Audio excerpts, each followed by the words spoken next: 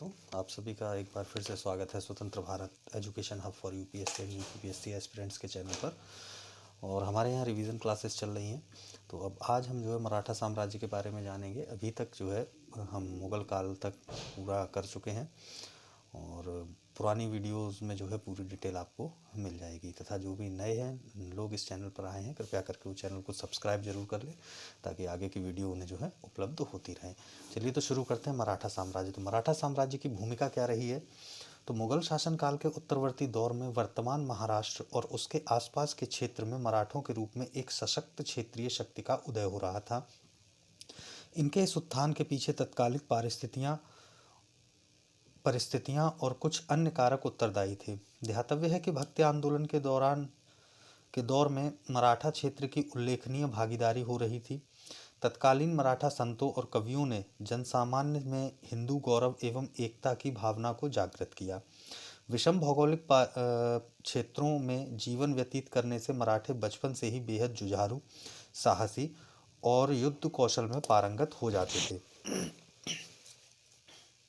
सामाजिक दृष्टि से समाज में उद्भाव व्याप्त था, जो क्षेत्रीय एकता के निर्माण का कारण बना।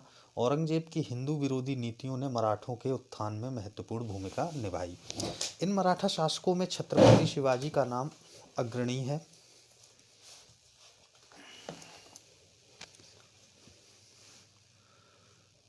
छत्रपति शिवाजी का नाम अग्रणी है, जिनके दौर में मराठा शक्ति ने नई ऊंचाइयां हासिल की। अब शिवाजी के पिता का नाम शाहजी भोसले था। वे पहले अहमदनगर की सेवा में थे, किंतु शाहजहां द्वारा 1633 ईस्वी में अहमदनगर की विजय के पश्चात बीजापुर की सेवा में चले गए और उन्होंने अपने अधीन आने वाली पूना की जागीर शिवाजी को सौंप दी।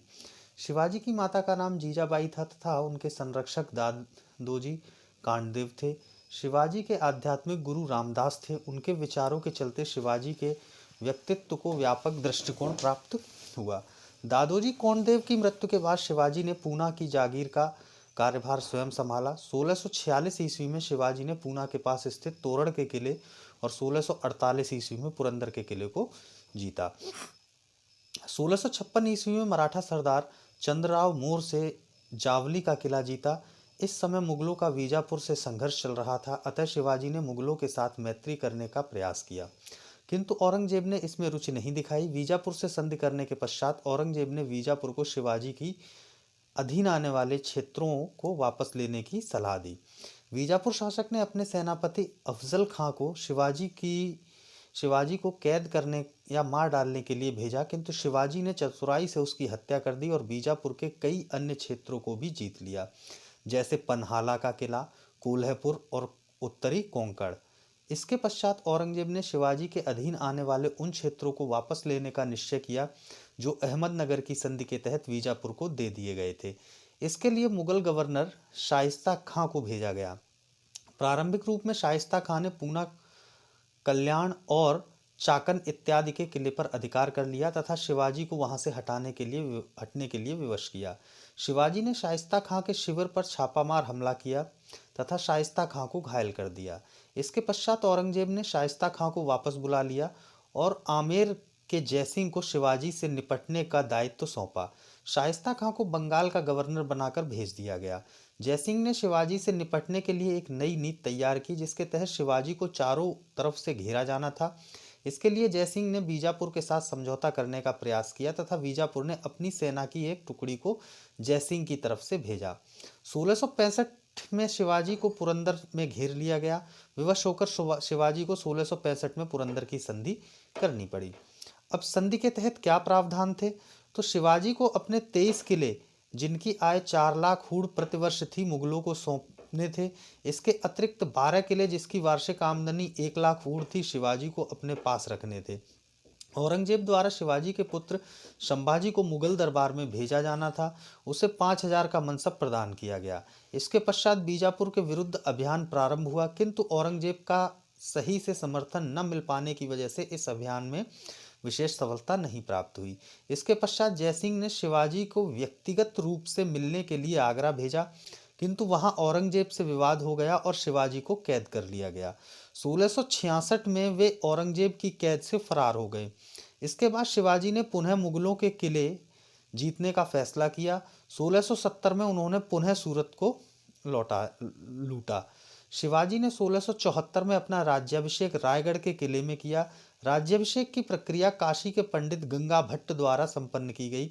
इस अवसर पर शिवाजी ने छत्रपति, हैदव, धर्मोद्धारक, गौ ब्राह्मण प्रतिपालक की उपाधि धारण की तथा अपने को सूर्यवंशी क्षत्रिय घोषित किया। तो फिर राज्याभिषेक का महत्व क्या रहा? तो शिवाजी के सामाजिक स्तर में वृद्धि हुई। एक अधीनस्थ जागीरदार की हैसियत से वे एक स्वतंत्र संप्रभु शासक की हैसियत में आ गए। 1677 में गोलकुंडा की सहायता से शिवाजी ने अपना अंतिम अभियान कर्नाटक में किया तथा जिंजी, वेल्लोर इत्यादि के क्षेत्र को जीता। बाद में आगे आने वाले समय में राजा राम को मुगलों से बचाव करने में जिंजी ने एक आश्रय स्थल के रूप में काफ़ी सहायता की। हालांकि शिवाजी ने गोलकुंडा के सुल्तान से विजित किए जाने वाले प्रदेशों में हिस्सेदारी का वचन दिया था, किंतु जीतने के पश्चात उन्होंने मानने से इसे मना कर दिया। 1680 में शिवाजी की मृत्यु हो गई। अब शिवाजी कालीन प्रशासनिक व्यवस्थाएं। तो केंद्रीय शासन के अंतर्गत छत्रपति की स्थिति सर्वोच्च थी। उसमें समस्त कार्यपालिका, विधायिका एवं न्यायिक शक्तियां निहित थीं। शिवाजी के केंद्रीय प्रशासन में अष्टप्रधान का स्वरूप देखने को मिलता है। अष्टप्रधान 8 मंत्रियों का समूह था जो शासन से जुड़े अलग अलग कार्यों को देखते थे, किंतु इनकी स्थिति आज के मंत्रिमंडल से भिन्न थी तथा ये सभी मंत्री केवल व्यक्तिगत रूप से शिवाजी के प्रति उत्तरदायी थे तथा उनकी भूमिका सलाहकारी थी। इनका क्रम जो है निम्नवत है, जैसे पेशवा मंत्री, फिर सर ए नौबत सैन्य विभाग का प्रमुख होता था, अमात्य या मजमुआदार, फिर सचिव या शुरूनवीस, फिर सुमंत या दबीर, फिर वाकिया नवीस या मंत्री, फिर पंडित राव और फिर न्यायाधीश। तो जो पेशवा प्रधानमंत्री था तो इसका सामान्य प्रशासन से संबंधित सभी सैनिक एवं असैनिक कार्य देखता था। इसकी विशेष भूमिका अर्थव्यवस्था से संबंधित थी। और जो सर ए नौबत यानी सैन्य विभाग का प्रमुख था, ये सैनिकों की भर्ती, उन्हें वेतन का बंटवारा, जागीरों का इंतजाम, सैन्य सामग्री की व्यवस्था इत्यादि कार्य देखता था। जो अमात्य या मजमुआदार था, ये राज्य की आय व्यय का लेखा जोखा रखता था। सचिव या शुरूनवीस था, इसे चटनिस भी कहा जाता था और यह राजकीय पत्राचार का कार्य देखता था। सुमंत या दबीर जिसे कहते थे, ये विदेशी मामलों की देखरेख करता था। वाकिया नवीस या मंत्री जिसे कहते थे, ये राजा के दैनिक कार्यों को लेखाबद्ध करता था। पंडित राव, इसे धार्मिक मामलों का प्रमुख कहा गया था। न्यायाधीश, ये न्याय से संबंधित काम देखता था। पंडित राव और न्यायाधीश के अतिरिक्त सभी को सैन्य सेवा देनी होती थी। अब प्रांतीय प्रशासन। तो शिवाजी ने अपने साम्राज्य को 3 भागों में बांटा था, उत्तरी प्रांत, दक्षिणी प्रांत और दक्षिण पूर्वी प्रांत। उत्तरी प्रांत में सूरत से पूना तक इसके प्रमुख मोरोपंत पिंगले थे। दक्षिणी प्रांत, इसमें जो है समुद्र तटीय क्षेत्र एवं दक्षिणी कोंकण शामिल था, इसके प्रमुख जो है अन्नाजी दत्तो थे। और दक्षिणी पूर्वी प्रांत, इसमें सतारा, कोल्हापुर, दलनौन इत्यादि आते थे और इसके प्रमुख दत्ताजी पंत थे। तो शिवाजी के क्षेत्र को स्वराज भी कहा जाता है। अब प्रांतों का प्रशासनिक विभाजन कैसे था? तो इसमें पहले महाल था, फिर परगना, फिर तरफ, फिर मौजा। महाल जो है राज्य को कहते थे, परगना प्रांत को, तरफ जो है जिला को और मौजा जो है गांव के समूह को। ग्रामीण स्तर पर पटेल, कुलकर्णी के अतिरिक्त 12 अलूटे यानी सेवक और 12 बलूटे यानी शिल्पी होते थे। अब सैन्य व्यवस्था कैसी थी? तो शिवाजी की सेना के प्रमुख अंग पैदल सेना, अश्व सेना एवं नौसेना थी। अश्व जो है घुड़सवार सेना है, तो इसमें पागा यानी शाही घुड़सवार सेना जो होती थी उसे पागा कहते थे, पागा या बारगीर कहते थे। फिर सिलहदार होता था। अब पागा जो है यह जो है शिवाजी की नियमित घुड़सवार सेना थी, जिसे अस्त्र शस्त्र राज्य की ओर से दिए जाते थे तथा नियमित रूप से वेतन प्राप्त होता था। अब जो 25 घुड़सवार को एक हवलदार नियंत्रित करता था, 5 हवलदार को एक जुमलादार नियंत्रित करता था, 10 जुमलादार को एक हजारी नियंत्रित करता था, 5 एक हजारी को पंच हजारी नियंत्रित करता था।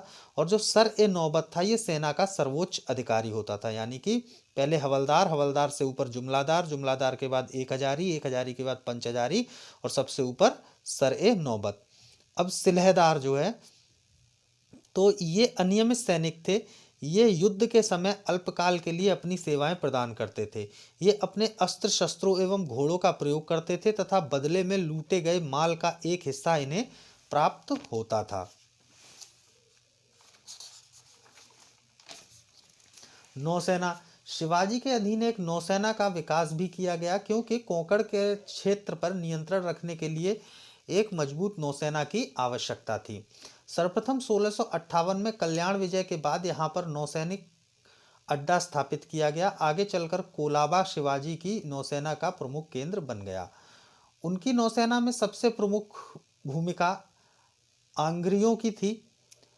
उस समय उस क्षेत्र में सबसे प्रमुख नौसैनिक शक्ति जंजीरा की सिद्धियों की हुआ करती थी, जिनसे शिवाजी की नौसेना का काफी संघर्ष हुआ। अब पैदल सैनिकों को पायक या पाइक कहा जाता था। अब किलों की क्या व्यवस्था थी, तो इसमें जो है किलों की सुरक्षा व्यवस्था के लिए समकक्ष स्तर के 3 अधिकारियों की नियुक्ति की जाती थी, जो परस्पर स्वतंत्र होते थे तथा शिवाजी के प्रति उत्तरदायी होते थे, जिनमें हवलदार, सरे नौबत और सबनिस थे। तो हवलदार जो है किले के आंतरिक प्रशासन की देखरेख करना इसका काम था।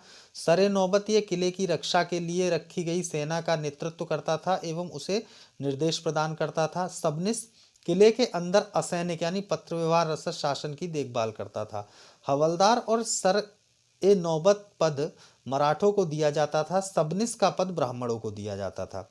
अब भू राजस्व व्यवस्था क्या थी, तो शिवाजी ने अन्नाजी दत्तों के अधीन व्यापक भूमि सर्वेक्षण कराया तथा भू राजस्व व्यवस्था को वैज्ञानिक रूप देने के लिए मापन प्रणाली को अपनाया, जो अहमदनगर के मलिक अंबर की व्यवस्था पर आधारित थी। मापन की इकाई जो है काठी या मूठ होती थी, यानी 20 काठी मतलब 1 बीघा और 120 बीघा मतलब 1 चावर। प्रारंभ में भू राजस्व की दर 33% थी, जिसे बाद में बढ़ाकर 40% कर दिया गया। राजस्व अन्न एवं नगद दोनों ही रूपों में लिया जाता था। बंजर भूमि के कम दर पर राजस्व लिया जाता था तथा किसानों को ऋण भी प्रदान किया जाता था। शिवाजी ने लगान वसूली के लिए रैयतवाड़ी व्यवस्था को अपनाया। इसमें किसानों के साथ सीधी लगान वसूली की व्यवस्था की गई। शिवाजी के समय जो है देशमुखों यानी जमींदारों की स्थिति को लेकर विवाद है। कुछ इतिहासकारों का कहना है कि शिवाजी ने देशमुखों के अधिकारों को समाप्त कर दिया, किंतु वर्तमान में ऐसा समझा जाता है कि उद्दंड जमींदारों की शक्ति को कुचला गया, किंतु अन्य के साथ समझौता कर लिया गया तथा लगान वसूली में उनकी मदद ली जाती रही। ग्रामीण स्तर पर भू राजस्व वसूली में पाटिल एवं कुलकर्णी की अहम भूमिका थी। पटेल का कार्य भू राजस्व की वसूली था, जबकि कुलकर्णी भूमि की माप एवं लेखे जोखे से संबंधित थी। पटेल का कार्य भू राजस्व की वसूली था, ठीक है, और जो कुलकर्णी भूमि की माप है जो है वो लेखे जोखे से संबंधित थी। राज्य की आय का एक अन्य स्रोत बंदरगाह इत्यादि पर लगने वाली चुंगियां थी। अब चौथ क्या था, तो ये पड़ोसी राज्यों से लूटी गई आय के रूप में होता था।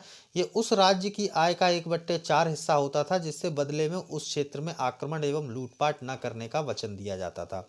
सरदेशमुखी क्या था, तो सरदेशमुखी जो है शिवाजी स्वयं को उस क्षेत्र के देशमुखों का प्रमुख मानते थे तथा इस रूप में उनकी आय का 1/10 हिस्सा उन्हें प्राप्त होता था। सरदेशमुखी लोगों के हितों की रक्षा करने के बदले वसूला जाता था। मोकासा क्या था, जिसे सरंजाम भी कहते हैं, ये जागीरें थी। ऐसा माना जाता है कि प्रमुख मराठा सरदारों को ये दिया जाता रहा, किंतु शेष को नगद में वेतन व्यवस्था की गई। अब जो है शिवाजी के उत्तराधिकारी, तो पहले संभाजी 1680 से 1689 ईस्वी तक। तो संभाजी ने शिवाजी के विरुद्ध उस समय विद्रोह कर दिया जब शिवाजी ने अपने छोटे पुत्र राजा राम को कोंकण का क्षेत्र प्रदान किया। शिवाजी की मृत्यु के बाद किसी आधिकारिक उत्तराधिकारी की घोषणा नहीं की गई थी, अतः उनकी पत्नी सोयराबाई ने राजा राम का राज्याभिषेक कर दिया, किंतु मराठा सेनापति हमीर मोहिते की सहायता से संभाजी शासक बन गया। संभाजी ने मुगल सूबेदार दिलेर खां से समझौता कर लिया, जिससे संभाजी को 7000 का मनसब देना निश्चित हुआ। संभाजी ने नीलोपंत को अपना पेशवा बनाया और उज्जैन कन्नौज के कवि कलश को प्रमुख सलाहकार नियुक्त कर दिया और उसकी निर्भरता कवि कलश पर बढ़ती चली गई। औरंगजेब के विद्रोही पुत्र अकबर द्वितीय को दुर्गदास राठौर ने जब संभाजी के पास भेजा तो मराठों द्वारा उसका सहयोग मुगलों से संघर्ष का कारण बन गया। 1689 में के संगमेश्वर के युद्ध में मुगल सेनापति मुबारक खान ने संभाजी के साथ ही कवि कलश की निर्मम हत्या कर दी। संभाजी की पत्नी येसुबाई ने विरोध जारी रखा, किंतु शीघ्र ही अपने पुत्र शाहू के साथ गिरफ्तार कर ली गई। संभाजी ने शिवाजी की प्रशासनिक व्यवस्था की रीढ़ अष्टप्रधान को नष्ट कर दिया तथा उसी के समय में मराठे युद्ध में भी स्त्रियों को साथ ले जाने लगे। फिर राजा राम, तो 1689 से 1700 ईस्वी। राजा राम ने मुगलों के प्रति विद्रोह जारी रखा। उसने एक नए पद प्रतिनिधि का गठन किया और पहला प्रतिनिधि प्रहलाद निराजी को बनाया। राजा राम के पास प्रहलाद निराजी व रामचंद्र पंत जैसे राजनीतिज्ञ थे, तो संताजी घोड़पड़े और धनाजी जादव जैसे सेनापति भी थे। मुगलों के आक्रमण के भय से राजा राम इधर उधर भागता रहा, इसलिए उसे कभी सिंहासन पर न बैठने वाला शासक कहा गया। उसने 8 वर्ष तक जिंजी के किले में शरण ले रखी थी। राजा राम ने सरंजाम प्रथा को पुनः शुरू कर दिया। राजा राम के पलायन का क्रम क्या था? पहले प्रतापगढ़, फिर पनहाला, फिर जिंजी, फिर सतारा। अब इसके बाद आ जाता है शिवाजी द्वितीय तथा ताराबाई, जो 1700 से 1707 ईस्वी तक। तो राजा राम की पत्नी ताराबाई ने अपने पुत्र शिवाजी द्वितीय की संरक्षिका बने मुगलों के विरुद्ध संघर्ष जारी रखा। मराठों ने पन्हला, सिंहगढ़ आदि किलों पर पुनः कब्जा कर लिया तथा सूरत व भड़ौच से लूट की। दक्षिण कर्नाटक में ताराबाई का प्रभाव बढ़ता चला गया। 1700 से 1707 का दौर मराठा स्वतंत्रता संघर्ष के नाम से जाना जाता है। खफी खां जैसे इतिहासकार ने भी ताराबाई की अत्यधिक प्रशंसा की है। 1707 में औरंगजेब की मृत्यु के बाद मुगल मराठा संबंधों में नए अध्याय का आरंभ होता है। अब शाहू 1707 से 1749 ईस्वी। शाहू को मुगल कारावास में औरंगजेब की पुत्री जीनत उल निशा ने पाला था। मराठों की परिवर्तित राजनीतिक स्थिति से लाभ उठाने के लिए मुगलों ने शाहू को कैद से रिहा कर दिया और अब शाहू और ताराबाई में उत्तराधिकार का संघर्ष प्रारंभ हो गया। शाहू को राजकुमार आजम शाह ने रिहा किया, जिसे अगले मुगल शासक बहादुर शाह ने स्वीकृति दी।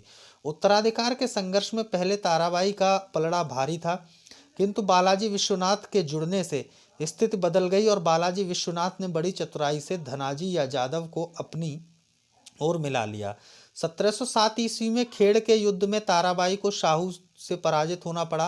विवश होकर ताराबाई पन्हाला की ओर चली गई और अब कोल्हापुर में ताराबाई और उसके पुत्र का प्रभुत्व स्थापित हुआ, तो सतारा में शाहू ने राज्याभिषेक कराया। अब मराठा शक्ति का विस्तार और प्रथम 3 पेशवा जो है, तो पेशवा बालाजी विश्वनाथ 1713 से 1720 ईस्वी तक। बालाजी 1696 में पूना में सभासद थे, बाद में सर सूबेदार बन गए। इस समय औरंगजेब यहाँ डटा हुआ था, तो संभवतः बालाजी ने उसे रसद आपूर्ति में सहायता की, इसलिए औरंगजेब ने उस पर कार्यवाही नहीं की। शाहू को गद्दी दिलाने के बाद शाहू सतारा से और ताराबाई कोल्हापुर से शासन कर रही थी। शाहू ने एक नए पद सेनाकते यानी सेना को संगठित करने वाले का सृजन किया और बालाजी को पद सौंपा। मुगल शासक फर्रुखसियर ने तख्ता पलट में बालाजी ने सैयद बंधुओं का साथ दिया, जिसके तहत एक संधि हुई जिसमें प्रावधान था कि शाहू को शिवाजी का स्वराज सौंप दिया जाएगा। मराठों द्वारा जीते गए प्रदेशों में भी शाहू को दे दिए जाएंगे। दक्कन के क्षेत्रों में मराठों को चौथ एवं सरदेशमुखी का अधिकार होगा, जिसके बदले में 15,000 मराठे घुड़सवार मुगलों की सेवा में रहेंगे। कोल्हापुर में शंभूजी द्वितीय को शाहू परेशान नहीं करेंगे। मराठा प्रतिवर्ष सम्राट को 10 लाख रुपए खिराज देंगे। शाहू की माता एवं रिश्तेदारों को रिहा कर दिया जाएगा। तो ये जो संधि हुई थी ये उसमें था। तख्ता पलट के बाद शासक रफी उद दराज ने इस संधि को स्वीकार लिया। रिचर्ड टेम्पल ने इस संधि को मराठों का मैग्ना कार्टा कहा है। बालाजी विश्वनाथ को कान्होजी आंगड़े से मधुर संबंध था, जो मराठों के स्थायित्व में निर्णायक सिद्ध हुआ। 1720 में बालाजी विश्वनाथ की मृत्यु के बाद शाहू ने उनके बड़े पुत्र बाजीराव प्रथम को पेशवा नियुक्त किया। अब बाजीराव प्रथम 1720 से 1740 ईस्वी तक। तो बाजीराव प्रथम ने शाहू से कहा कि अब वक्त आ गया है कि जर्जर वृक्ष के तने पर प्रहार किया जाए तो हमारी सत्ता अटक से कटक तक स्थापित हो जाएगी। बाजीराव प्रथम ने हिंदू पद पादशाही के आदर्श का प्रचार किया, जिसके तहत हिंदू शासकों को एकजुट करने का प्रयास किया गया। इसी संदर्भ में उसने छत्रसाल बुंदेलों की सहायता की और मुगलों तथा रोहेलों द्वारा छीने गए उसके प्रदेश को वापस दिलाया।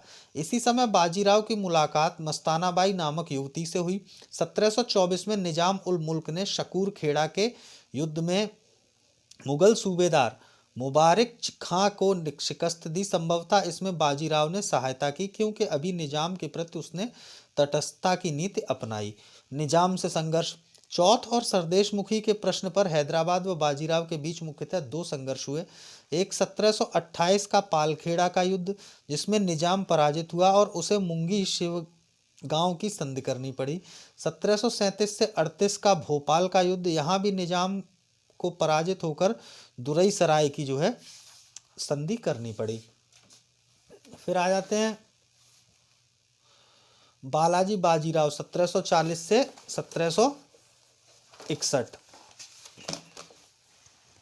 तो नाना साहब के नाम से प्रसिद्ध 1750 के संगोला की संधि से पेशवा मराठा साम्राज्य का वास्तविक शक्ति बन गया। इसे पेशवाओं के लिए राजनीतिक क्रांति कहा जाता है। यह अपनी राजधानी सतारा से पूना ले आया। इसके शासनकाल में मराठा साम्राज्य की जो है अधिकतम विस्तार हुआ।